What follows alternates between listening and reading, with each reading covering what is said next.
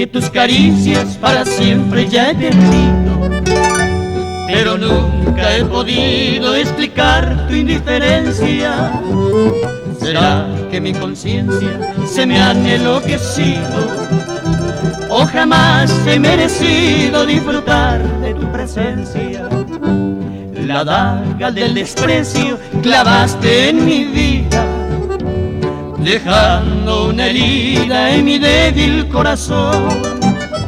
Y si muero de aflicción, será la maldecida, la malvada conocida de toda la creación.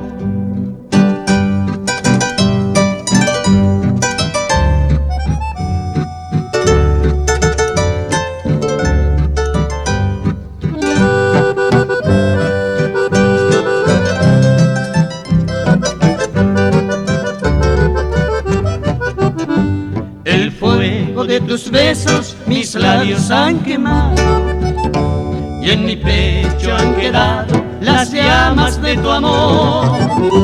Y esas llamas con ardor mi alma va secando, y mis penas suspirando se me alivian en dolor.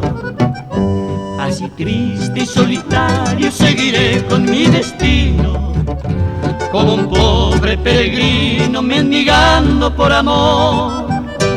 Y con lírico clamor de mi crucial sentimiento, cual calvario de tormento llevo a cuesta mi dolor.